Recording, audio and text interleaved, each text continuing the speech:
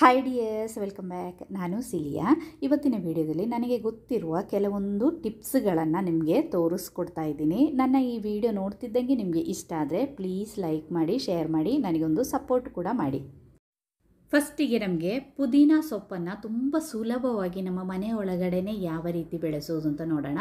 ನೋಡಿ, ನಾನಿವಾಗ ಒಂದು ಕಟ್ಟು ಪುದೀನ ಸೊಪ್ಪನ್ನು ತಂದಿದ್ದೀನಿ. ಇದು 5 ರೂಪಾಯಿ 10 ರೂಪಾಯಿಯನ್ನು ಕೊಟ್ಟು ತಂದಿದ್ದೀನಿ. ಒಟ್ಟಿಗೆ ಸಾಮಾನು ತಂದಾಗ ಒಂದು ಕಟ್ಟು ಪುದೀನ ಸೊಪ್ಪನ್ನು ಸಹ ತಂದಿದ್ದೀನಿ. ಅದರಿಂದ ಸ್ವಲ್ಪ ಬೆಳೆದಿರುವ ದಂಟುಗಳನ್ನು ಮಾತ್ರ ತೆಗೆಯುವ. ಕೆಲವುದರಲ್ಲಿ ಇದೇ ರೀತಿ ಬೇರು ಬಂದಿರುತ್ತೆ. ಆ ಥರ ಬೇರು ಬಂದಿರುವಂತಹ ದಂಟಾದರೂ ಆಗುತ್ತೆ. ಇಲ್ಲಾಂದರೆ ಸ್ವಲ್ಪ ಚೆನ್ನಾಗಿ ಬೆಳೆದಿರುವ ದಂಟನ್ನು ತಗೊಂಡು ಅದರ ಕೆಳಗಡೆ ಇರುವ ಎಲೆಗಳನ್ನೆಲ್ಲ ತೆಗೆದು ಇದೇ ರೀತಿ ಅದನ್ನು ನೀಟಾಗಿ ಕಟ್ ಮಾಡಿ ತಗೊಳ್ಳೋಣ. ಈ ಥರ ದಂಟನ್ನು ತಗೋಬೇಕು. ಚೆನ್ನಾಗಿ ಬೆಳೆದಿರುವ ದಂಟು ನಮಗೆ ಸಾಮಾನ್ಯ ಈ ಥರ ತಗೊಂಡಾಗ ಸಿಗುತ್ತೆ, ಈ ಥರ ದಂಟುಗಳೆಲ್ಲ. ಇನ್ನು ಈ ಎಲ್ಲ ದಂಟುಗಳನ್ನು ಒಂದೇ ಕಡೆ ಈ ಥರ ಇಟ್ಕೊಂಡು ಒಂದು ಬಂಚ್ ಥರ ಮಾಡಿ ಒಂದು ಸೈಡಿಗೆ ಇಟ್ಕೊಳ್ಳೋಣ.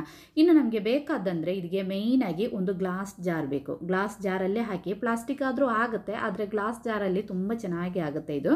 ನಾನಿವಾಗ ಒಂದು ಸಣ್ಣ ಗ್ಲಾಸ್ ಜಾರನ್ನು ತಗೊಂಡಿದ್ದೀನಿ. ಅದಕ್ಕೆ ಒಂದು 3/4 ಜಾರಷ್ಟು ನೀರನ್ನು ಹಾಕಿದ್ದೀನಿ. ಇನ್ನು ನಾವು ತೆಗೆದಿಟ್ಟಿರುವಂತಹ ಆ ಪುದೀನ ಸೊಪ್ಪಿದು ದಂಟಿದೆಯಲ್ಲ, ನೀರೊಳಗಡೆ ಇದೇ ರೀತಿ ಇಡಬೇಕು. ಇಟ್ಟು ನಮ್ಮದು ಅಡುಗೆ ಮನೆ ಒಂದು ಕಾರ್ನರಲ್ಲಿ ಇಟ್ಟುಬಿಡಿ. ಇದರಿಂದ ನಮಗೆ ಬೇಕಾದಾಗ ಒಂದೊಂದು ಎಲೆಯನ್ನು ತೆಗೆದು ಪುದೀನ ಟೀಯನ್ನು ಮಾಡಿ ಕುಡಿಬೋದು. ಗ್ಯಾಸ್ಟ್ರಿಕ್ಕಿಗೆ ತುಂಬ ಒಳ್ಳೆಯದು ಪುದೀನ ಟೀ ಮಾಡಿ ಕುಡಿಯೋದು. ಡೈಲಿ ನಾವು ಇದು ಪುದೀನ ಸೊಪ್ಪಿಂದು ಟೀ ಮಾಡಿ ಕುಡಿದ್ರೆ ನಮಗೆ ಅದು ಗ್ಯಾಸ್ಟ್ರಿಕ್ಕು, ಹೊಟ್ಟೆ ಉಬ್ಬರ, ಅಜೀರ್ಣ ಅದೆಲ್ಲ ಕಮ್ಮಿ ಆಗುತ್ತೆ. ನೋಡಿ, ನಾನಿವಾಗ ಇದನ್ನು 4 ದಿನ ಒಂದು ಸೈಡಲ್ಲಿ ಇಟ್ಟಿದ್ದೆ. 4 ದಿನ ಆದ ತಕ್ಷಣ ನೋಡಿ ಎಷ್ಟು ಚೆನ್ನಾಗಿ ಬೇರುಗಳು ಬಂದಿದೆ ಅಂತ. ನಿಮಗೆ ಬೇಕಂದರೆ ಜಾಗ ಇದ್ದರೆ ಇದನ್ನು ಇನ್ನು ಬೇರೆ ಪಾಟಲ್ಲಿ ನಟ್ಟು ಅದು ಚೆನ್ನಾಗಿ ಬೆಳೆದು ಬರುತ್ತೆ. ಇಲ್ಲಾಂದರೆ ಇದೇ ರೀತಿ ನೀವೊಂದು ಕಿಚನ್ ಒಂದು ಕಾರ್ನರಲ್ಲಿ ಇಟ್ಟರೆ ಬೇಕಾದಾಗ ಇದರಿಂದ ಎಲೆಗಳನ್ನು ತೆಗೆದು ನಿಮಗೆ ಪುದೀನ ಟೀಯನ್ನು ಮಾಡ್ಕೋಬೋದು. ಬೇಕಂದರೆ ನಿಮಗೆ ಜಾಗ ಇದ್ದರೆ ಪಾಟಲ್ಲಿ ಇದನ್ನು ನೆಟ್ಟರು ಚೆನ್ನಾಗಿ ಇದು ಬೆಳೆದು ಬರುತ್ತೆ. ನೆಕ್ಸ್ಟ್ ಟಿಪ್ ನೋಡಿ, ಒಂದು ಗ್ಲಾಸ್ ಬಾಟಲನ್ನು ತಗೊಂಡಿದ್ದೀನಿ. ಇದಕ್ಕೆ ನಾನು ಸಿಪ್ಪೆ ತೆಗೆದಿರುವಂತಹ ಬೆಳ್ಳುಳ್ಳಿಯನ್ನು ಹಾಕಿ ಫ್ರಿಜ್ಜಲ್ಲಿ ಸ್ಟೋರ್ ಮಾಡಿ ಇಡ್ತಾ ಇದ್ದೀನಿ. ನಾವು ನಮ್ಮದು ಕೆಲಸ ಎಲ್ಲ ಮುಗಿದು ಟಿ ವಿ ನೋಡ್ತಾ ಇರುವ ಟೈಮಲ್ಲಿ ಅಥವಾ ಸುಮ್ಮನೆ ಸ್ವಲ್ಪ ಕೂತ ಟೈಮಲ್ಲಿ ನಮಗೆ ಟೈಮ್ ಇದ್ದಾಗ ಬೆಳ್ಳುಳ್ಳಿ, ನಮಗೆ ಸ್ವಲ್ಪ ಜಾಸ್ತಿ ಬೆಳ್ಳುಳ್ಳಿದು ಸಿಪ್ಪೆಯನ್ನೆಲ್ಲ ತೆಗೆದು ಇದೇ ರೀತಿ ಒಂದು ಗ್ಲಾಸ್ ಜಾರಿಗೆ ಹಾಕಿ ಫ್ರಿಜ್ಜಲ್ಲಿ ಸ್ಟೋರ್ ಮಾಡಿ ಇಟ್ಕೊಂಡ್ರೆ ನಮಗೆ ಬೆಳಿಗ್ಗೆ ಅರ್ಜೆಂಟಿಗೆ ಕೆಲಸ ಮಾಡುವಾಗ ತುಂಬ ಈಸಿ ಆಗುತ್ತೆ. ಬೆಳ್ಳುಳ್ಳಿ ಸಿಪ್ಪೆ ತೆಗಿಲಿಕ್ಕೆಲ್ಲ ಸ್ವಲ್ಪ ಕಷ್ಟ ಆಗುತ್ತಲ್ಲ, ಇದು ತುಂಬ ಹೆಲ್ಪ್ ಆಗುತ್ತೆ. ಇನ್ನು ನೆಕ್ಸ್ಟ್ ಟಿಪ್ ನೋಡಿ, ನಮ್ಮದು ಮಕ್ಕಳೆಲ್ಲ ಸ್ಕೂಲಿಗೆ ಹೋಗುವಾಗ ಇದೇ ರೀತಿ ಲೇಸ್ ಇದು ಶೂ ಹಾಕಿಸ್ತೀವಿ ನೋಡಿ. ಸ್ಕೂಲ್ ಯೂನಿಫಾರ್ಮಿಗೆ ಅಥವಾ ಟ್ರ್ಯಾಕ್ ಸೂಟಿಗೆಲ್ಲ ಈ ಥರ ಲೇಸಿದು ಶೂ ಹಾಕುವಾಗ ಯಾವಾಗಲೂ ಪದೇ ಪದೇ ಈ ಲೇಸ್ ಬಿಚ್ಚಿ ಹೋಗುತ್ತೆ. ಅದು ಬಿಚ್ಚಿ ಹೋಗದೇ ಇರಲಿಕ್ಕೆ ಒಳ್ಳೆ ಒಂದು ಟಿಪ್ಪನ್ನು ತೋರಿಸ್ಕೊಡ್ತೀನಿ ನೋಡಿ. ಲೇಸ್ ಕಟ್ಟುವಾಗ ಫಸ್ಟಿಗೆ ಸ್ವಲ್ಪ ಲೂಸಾಗಿ ಕಟ್ಟಬೇಕು. ತುಂಬ ಲೂಸಲ್ಲ, ಈ ಥರ ಒಳಗಡೆ ಇಡುವಷ್ಟು ಲೂಸಾಗಿ ಕಟ್ಟಬೇಕು. ಇನ್ನೊಂದು ಚಪ್ಪಲಿದ್ದು ಕಟ್ಟಿ ನಾನು ತೋರಿಸ್ತೀನಿ ನೋಡಿ. ಇದೇ ರೀತಿ ಸ್ವಲ್ಪ ಲೂಸಾಗಿ ಕಟ್ಟಿ ಈ ಲೇಸನ್ನು ಇದೇ ರೀತಿ ತೆಗೆದು ಈ ಭಾಗದ ಒಳಗಡೆ ಲೇಸನ್ನೆಲ್ಲ ನಾವು ತುಂಬಿಸಿ ಇಡಬೇಕು ನೋಡಿ. ಇದೇ ರೀತಿ ಸ್ವಲ್ಪ ಟೈಟಾಗಿ, ಸ್ವಲ್ಪ ಲೂಸಾಗಿ ಟೈಟಾಗಿ ಕಟ್ಟಿ ಈ ಭಾಗದ ಒಳಗಡೆ ಈ ಥರ ಇಟ್ಟರೆ ಯಾವುದೇ ಕಾರಣಕ್ಕೂ ಲೇಸ್ ಬಿಚ್ಚಿ ಹೋಗೋದಿಲ್ಲ. ಶೂಸ್ ನೋಡಿ ಎಷ್ಟು ನೀಟಾಗಿಯೇ ಇರುತ್ತೆ. ಇನ್ನು ನೆಕ್ಸ್ಟ್ ಟಿಪ್ ನೋಡಿ, ನಾವೆಲ್ಲರೂ ಈ ಥರ ಮಣ್ಣಿನ ಪಾತ್ರೆಯನ್ನು ಉಪಯೋಗಿಸ್ತೀವಿ. ಈಗ ಸ್ಟವಲ್ಲಿ, ಒಲೆಯಲ್ಲಿ ಈ ಥರ ಮಣ್ಣಿನ ಪಾತ್ರೆಯನ್ನು ಉಪಯೋಗಿಸಿದ್ರೆ ಅಷ್ಟೊಂದು ಪ್ರಾಬ್ಲಮ್ ಆಗೋದಿಲ್ಲ. ಆದರೆ ಇವಾಗ ನಾವು ಸ್ಟವ್ ಮೇಲೆ ಮಣ್ಣಿನ ಪಾತ್ರೆ ಉಪಯೋಗಿಸಿದಾಗ ಇದೇ ರೀತಿ ಕ್ರ್ಯಾಕ್ಸ್ ಬೀಳುತ್ತೆ ನೋಡಿ. ಕ್ರ್ಯಾಕ್ಸ್ ಬಿದ್ದಾಗ ನಾವು ಮತ್ತೆ ನೆಕ್ಸ್ಟ್ ಟೈಮ್ ಯೂಸ್ ಮಾಡುವಾಗ ಅದರಿಂದ ನೀರೆಲ್ಲ ಸ್ವಲ್ಪ ಲೀಕ್ ಆಗುತ್ತೆ. ಮಾತ್ರ ನಮ್ಮದು ಮಣ್ಣಿನ ಪಾತ್ರೆ ತುಂಬ ಚೆನ್ನಾಗಿರುತ್ತೆ, ಆದರೆ ಸ್ವಲ್ಪ ಕ್ರ್ಯಾಕ್ ಮಾತ್ರ ಬಿದ್ದಿರುತ್ತೆ. ಆ ಟೈಮಲ್ಲಿ ನಾವೇನು ಮಾಡಬೇಕಂದ್ರೆ ಸ್ವಲ್ಪ ಟೂತ್ಪೇಸ್ಟನ್ನು ತಗೊಂಡು, ನಾವು ಯೂಸ್ ಮಾಡುವಾಗ ಸ್ವಲ್ಪ ಟೂತ್ಪೇಸ್ಟನ್ನು ತಗೊಂಡು ಆ ಕ್ರ್ಯಾಕ್ ಬಿದ್ದಿರುವ ಜಾಗದಲ್ಲಿ ಇದೇ ರೀತಿ ಟೂತ್ಪೇಸ್ಟನ್ನು ಹಚ್ಚಬೇಕು. ಆಮೇಲೆ ಅದು ಬಿಸಿ ಆದಾಗ ಆ ಟೂತ್ಪೇಸ್ಟ್ ಅದರೊಳಗಡೆ ಹೋಗಿ ಆ ಕ್ರ್ಯಾಕೆಲ್ಲ ಬಂದಾಗುತ್ತೆ ನೋಡಿ. ಮತ್ತು ಸ್ವಲ್ಪ ದಿನದ ನಂತರ ನಾವಿವಾಗ ಒಂದು ತುಂಬ ಸರಿ ಯೂಸ್ ಮಾಡಿದ ನಂತರ ಪುನಃ ಕ್ರ್ಯಾಕ್ ಆದರೆ ಪುನಃ ಈ ಥರ ಟೂತ್ಪೇಸ್ಟನ್ನು ಹಚ್ಚಿದರೆ ಸಾಕು, ನೀರೆಲ್ಲ ಲೀಕ್ ಆಗೋದೇ ಇಲ್ಲ. ನೆಕ್ಸ್ಟ್ ಟಿಪ್ ನೋಡಿ, ಇದೇ ರೀತಿ ಪ್ಲಾಸ್ಟಿಕ್ ಬ್ಯಾಗ್ಗಳು ನಮ್ಮೆಲ್ಲರ ಮನೆಯಲ್ಲಿ ಅಲ್ಲಲ್ಲಿ ಬಿದ್ದಿರುತ್ತೆ. ಪ್ಲಾಸ್ಟಿಕ್ ಎಷ್ಟು ಬಾನಾದರೂ ನಮಗೆ ಒಂದೊಂದು ಸರ್ತಿ ಮಾರ್ಕೆಟಿಗೆಲ್ಲ ಹೋಗುವಾಗ ಎಲ್ಲ ಪ್ಲಾಸ್ಟಿಕ್ ಬ್ಯಾಗ್ ಬೇಕೇ ಬೇಕಾಗುತ್ತೆ. ಎಂತಾದರೂ ತರಲಿಕ್ಕೆ ಹೋಗುವಾಗ, ಹಾಲು ಎಲ್ಲ ತರಲಿಕ್ಕೆ ಹೋಗುವಾಗ ಪ್ಲಾಸ್ಟಿಕ್ ಬ್ಯಾಗ್ ಬೇಕಾಗುತ್ತೆ.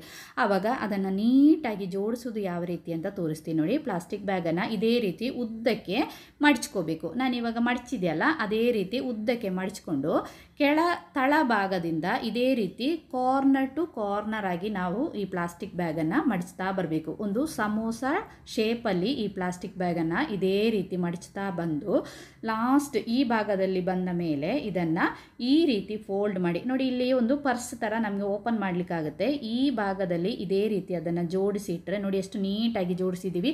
ಇನ್ನು ಇದನ್ನು ನಾವು ಹೊರಗಡೆ ಹೋಗುವಾಗ ನಮಗೆ ಬ್ಯಾಗಲ್ಲಿ ಇಟ್ಕೊಂಡು ಹೋಗ್ಬೋದು, ಅಥವಾ ಮನೆಯಲ್ಲಿ ಆದರೆ ಈ ಥರ ಡಬ್ಬಿಯಲ್ಲಿ ನಮಗೆ ಎಷ್ಟು ಬೇಕೋ ಒಂದು 5-6 ಬ್ಯಾಗನ್ನು ಇದೇ ರೀತಿ ಜೋಡಿಸಿ ಇಟ್ಕೊಂಡ್ರೆ ಬೇಕಾದಾಗ ನಮಗೆ ಇದನ್ನು ಉಪಯೋಗಿಸಬಹುದು. ಬೇಡದನ್ನೆಲ್ಲ ನಮಗೆ ಡಿಸ್ಟ್ರಾಯ್ ಮಾಡಿ ಮನೆ ಕೂಡ ಚೆನ್ನಾಗಿರುತ್ತೆ, ಅಲ್ಲಲ್ಲಿ ಪ್ಲಾಸ್ಟಿಕ್ ಬಿದ್ದಿರೋದಿಲ್ಲ. ಇನ್ನು ನೆಕ್ಸ್ಟ್ ಟಿಪ್ ನೋಡಿ, ಅಡುಗೆ ಮನೆಯಲ್ಲಿ ನಾವು ಅಡುಗೆ ಎಣ್ಣೆಯನ್ನು ಉಪಯೋಗಿಸ್ತೀವಿ. ಎಣ್ಣೆ ಸಾಮಾನ್ಯ ನಾವು ಈ ಥರ ಬಾಟಲ್ಗಳಲ್ಲೆಲ್ಲ ಹಾಕಿಟ್ರೆ ಸ್ವಲ್ಪ ಸಮಯ ಆದಮೇಲೆ ಆ ಬಾಟಲೆಲ್ಲ ಫುಲ್ ಗಲೀಜಾಗುತ್ತೆ. ಅದು ನಾವು ಸನ್ಫ್ಲವರ್ ಆಯಿಲ್ ಅಂತೂ ಬಾಟ್ಲಲ್ಲೆಲ್ಲ ಮೆತ್ಕೊಂಡ್ರೆ ಅದು ಕ್ಲೀನ್ ಮಾಡಲಿಕ್ಕೆ ತುಂಬ ಕಷ್ಟ ಆಗುತ್ತೆ, ಅದೊಂಥರ ಅಂಟಿರುತ್ತೆ. ಅದಕ್ಕೋಸ್ಕರ ಒಳ್ಳೆ ಒಂದು ಟಿಪ್ ಹೇಳಿಕೊಡ್ತೀನಿ ನೋಡಿ. ಈ ಥರ ಒಂದು ಸಾಕ್ಸ್ ತಗೊಂಡು ಸಾಕ್ಸಿನ 2 ಭಾಗವನ್ನು ಕಟ್ ಮಾಡಬೇಕು. ಕಟ್ ಮಾಡಿ ಈ ಥರ ಮಧ್ಯದಲ್ಲಿ ಹೋಲ್ ಇರಬೇಕು. ಇನ್ನು ನಾವು ಅಡಿಗೆ ಎಣ್ಣೆಯನ್ನು ಹಾಕಿ ಇಟ್ಟಿರುವಂತಹ ಬಾಟಲ್ ಇದೆಯಲ್ಲ, ಬಾಟಲಲ್ಲಿ ಇದೇ ರೀತಿ ಸಾಕ್ಸನ್ನು ಹಾಕಿ ಇಟ್ಕೋಬೇಕು. ಆವಾಗ ಎಣ್ಣೆ ಸ್ವಲ್ಪ ಸ್ವಲ್ಪ ಸೋರಿದ್ರೂ ಸಹ ಎಣ್ಣೆ ಬಾಟಲನ್ನು ಗಲೀಜು ಮಾಡೋದಿಲ್ಲ. ಅದೇ ರೀತಿ ಒಂದೊಂದು ಸರ್ತಿ ನಾವು ಅಡುಗೆ ಎಲ್ಲ ಮಾಡಿದಾಗ, ನಾವಿವಾಗ ಅರ್ಜೆಂಟಿಗೆ ಅಡುಗೆ ಎಲ್ಲ ಮಾಡಿದಾಗ ಕೈಯಲ್ಲಿ ಸ್ವಲ್ಪ ಎಣ್ಣೆ ಎಲ್ಲ ತಾಗಿದರೆ ಆ ಬಾಟಲಲ್ಲೆಲ್ಲ ತಾಗಿ ಬಾಟಲೆಲ್ಲ ಗಲೀಜಾಗುತ್ತೆ. ಆ ಥರ ಗಲೀಜಾಗೋದಿಲ್ಲ. ನಾವು ಎಲ್ಲಿ ಹಿಡ್ಕೊಳ್ತೀವೋ ನಮ್ಮದು ಕೈ ಹಿಡ್ಕೊಳ್ಳುವ ಜಾಗದಲ್ಲಿ ಈ ಥರ ಸಾಕ್ಸನ್ನು ಹಾಕಿಟ್ರೆ ಎಣ್ಣೆ ಸ್ವಲ್ಪ ಸೋರಿದ್ರೂ ಸಹ ಆ ಸಾಕ್ಸ್ ಹೇಳ್ಕೊಳ್ಳುತ್ತೆ, ಮತ್ತು ಬಾಟಲ್ ಕೂಡ ಗಲೀಜಾಗೋದಿಲ್ಲ, ನೀಟಾಗಿ ಇರುತ್ತೆ. ನೆಕ್ಸ್ಟ್ ಟಿಪ್ ನೋಡಿ, ಪ್ರೆಷರ್ ಕುಕ್ಕರ್. ನಾವೆಲ್ಲರೂ ಪ್ರೆಷರ್ ಕುಕ್ಕರನ್ನು ಯೂಸ್ ಮಾಡ್ತೀವಿ. ಅದರ ವಾಷರ್ ರಬ್ಬರ್ ಇದೆಯಲ್ಲ, ಲೂಸಾಗಿ ಗಾಳಿ ನೀರು ಎಲ್ಲ ಲೀಕಾಗಿ ನಮಗೆ ತುಂಬ ತೊಂದರೆ ಆಗುತ್ತೆ. ಆ ಥರ ಆಗದೇ ಇರಲಿಕ್ಕೆ ಒಳ್ಳೆ ಒಂದು ಟಿಪ್ಪನ್ನು ನಿಮಗೆ ತೋರಿಸ್ಕೊಡ್ತೀನಿ ನೋಡಿ. ಇದೇ ರೀತಿ ದೊಡ್ಡ ಪಾತ್ರೆಯಲ್ಲಿ ಸ್ವಲ್ಪ ನೀರನ್ನು ತಗೊಂಡು ಇದನ್ನು ಕುದೀಲಿಕ್ಕೆ ಇಡೋಣ. ಆ ನೀರು ಕುದಿಯುವ ಟೈಮಲ್ಲಿ ಇನ್ನೊಂದು ಟಿಪ್ಪನ್ನು ತೋರಿಸ್ತೀನಿ ನೋಡಿ. ಇದೇ ರೀತಿ 2 ಫೋರ್ಕನ್ನು ತಗೋಬೇಕು, ಅಥವಾ ಸ್ಪೂನ್ ಆದರೂ ಆಗುತ್ತೆ. ತಗೊಂಡು ಈ ಫೋರ್ಕನ್ನು ಈ ರೀತಿ ಉಲ್ಟಾ ಭಾಗವಾಗಿ ಇಟ್ಕೊಂಡು ಈ ಜಾಗದಲ್ಲಿ ಒಂದು ರಬ್ಬರ್ ಬ್ಯಾಂಡನ್ನು ಹಾಕಬೇಕು. ನಾವು ನಾರ್ಮಲ್ ರಬ್ಬರ್ ಬ್ಯಾಂಡ್ ಹಾಕಿದರೆ ಅದು ಬಿಸಿತಾಗಿ ಮೆಲ್ಟ್ ಆಗುವ ಚಾನ್ಸಸ್ ಇದೆ. ಅದಕ್ಕೋಸ್ಕರ ನಾವು ತಲೆಗೆ ಹಾಕುವಂತಹ ರಬ್ಬರ್ ಬ್ಯಾಂಡ್ ಇದೆಯಲ್ಲ, ಅದನ್ನು ಸ್ವಲ್ಪ ಟೈಟಾಗಿ ಹಾಕಿದರೆ ನೋಡಿ ಇದೇ ರೀತಿ ಒಂದು ನಮಗೆ ಹೋಲ್ಡರ್ ತಯಾರಾಯಿತು. ಇದನ್ನು ನಮಗೆ ಬೇರೆ ಉಪಯೋಗ ಸಹ ಇದೆ ಇದರಿಂದ, ಅದನ್ನು ಸಹ ತೋರಿಸ್ತೀನಿ. ಇಲ್ಲಿ ನಾವು ಪಾತ್ರೆಯಲ್ಲಿ ನೀರು ಕುದೀಲಿಕ್ಕೆ ಇಟ್ಟಿದ್ದೀವಿ. ನೀರು ಕುದೀಲಿಕ್ಕೆ ಸ್ಟಾರ್ಟ್ ಆದಾಗ ನಮ್ಮದು ವಾಷರ್ ಇದೆಯಲ್ಲ, ನಮ್ಮದು ಪ್ರೆಷರ್ ಕುಕ್ಕರಿದ್ದು ರಬ್ಬರ್, ಇದನ್ನು ಈ ಬಿಸಿ ನೀರಿಗೆ ಹಾಕಬೇಕು. ಹಾಕಿದ ತಕ್ಷಣ ಸ್ಟವನ್ನು ಆಫ್ ಮಾಡಬೇಕು. ಇನ್ನು ಇದು ಒಂದು 5 ನಿಮಿಷ ಬಿಡಬೇಕು ಬಿಸಿ ನೀರಲ್ಲಿ. ನಾವಿವಾಗ ಒಂದು ಫೋರ್ಕಿಂದ ಒಂದು ಇದನ್ನು ತಯಾರು ಮಾಡಿದ್ದೀವಲ್ಲ, ಅದರಿಂದಲೇ ಈ ರೀತಿ ಈ ವಾಷರನ್ನು ತೆಗೆದು ಮಗಿಚಿ ಹಾಕಿ 2 ಸೈಡು ಚೆನ್ನಾಗಿದು ಬಿಸಿ ಆಗಬೇಕು. ಒಂದು 5 ನಿಮಿಷ ನೀರಲ್ಲಿ ಇದ್ದರೆ ಸಾಕು. ಆಮೇಲೆ ಇದನ್ನು ತೆಗೆದು ಹೊರಗಡೆ ಇಡೋಣ. ಇವಾಗ ನಾವು ಆ ಕಡೆ ಈ ಕಡೆ ಎಲ್ಲ ತಿರುಗಿಸಿ ಚೆನ್ನಾಗಿ ಬಿಸಿ ನೀರಲ್ಲಿ ಇದು ಬಿಸಿ ಆಗಬೇಕು. ಆಮೇಲೆ ಇದನ್ನು ತೆಗೆದು ಹೊರಗಡೆ ಇಟ್ಟು ಸ್ವಲ್ಪ ತಣ್ಣಗಾಗಬೇಕು. ನೋಡಿ, ನಾನಿವಾಗ ನನ್ನ ಹತ್ರ ಒಂದು 3-4 ಈ ಥರ ವಾಷರ್ ಇದೆ. ನಾನೆಲ್ಲ ಚೇಂಜ್ ಮಾಡಿ ತಗೊಂಡಿದ್ದು. ಇದನ್ನೆಲ್ಲ ಬಿಸಿ ನೀರಿಂದ ತೆಗೆದು ಹೊರಗಡೆ ಇಟ್ಟು ಸ್ವಲ್ಪ ತಣ್ಣಗಾದ ಮೇಲೆ, ತುಂಬ ಹಾರ್ಡಿತ್ತು ನೋಡಿ, ಇವಾಗ ಇದು ಸ್ವಲ್ಪ ಈ ಥರ ಸಾಫ್ಟ್ ಆಗಿದೆ. ನಮ್ಮದು ವಾಷರ್ ಯಾವಾಗಲೂ ಈ ಥರ ಸಾಫ್ಟ್ ಆಗಿರಬೇಕು. ಹಾರ್ಡ್ ಆದರೆ ಅದು ಗ್ಯಾಸ್ ಬರೋದಿಲ್ಲ, ನೀರೆಲ್ಲ ಲೀಕ್ ಆಗುತ್ತೆ. ಮತ್ತು ಇದು ಸ್ವಲ್ಪ ತಣ್ಣಗಾದ ಮೇಲೆ ಸ್ವಲ್ಪ ಎಣ್ಣೆಯನ್ನು ಇದೇ ರೀತಿ ಸವರಬೇಕು. ಎಲ್ಲ ಕಡೆ ಎಣ್ಣೆಯನ್ನು ಇದೇ ರೀತಿ ಸವರಿ ನಾವು ಈ ವಾಷರನ್ನು ಇಟ್ಕೋಬೇಕು. ಆವಾಗ ನೆಕ್ಸ್ಟ್ ಟೈಮ್ ನಾವು ಯೂಸ್ ಮಾಡುವಾಗ ಯಾವುದೇ ಕಾರಣಕ್ಕೆ ಅದು ಲೀಕ್ ಆಗೋದಿಲ್ಲ, ಮತ್ತು ಗಾಳಿ ನೀರು ಎಲ್ಲ ಹೋಗೋದಿಲ್ಲ, ಬೇಗನೆ ವಿಸಿಲ್ ಬರುತ್ತೆ.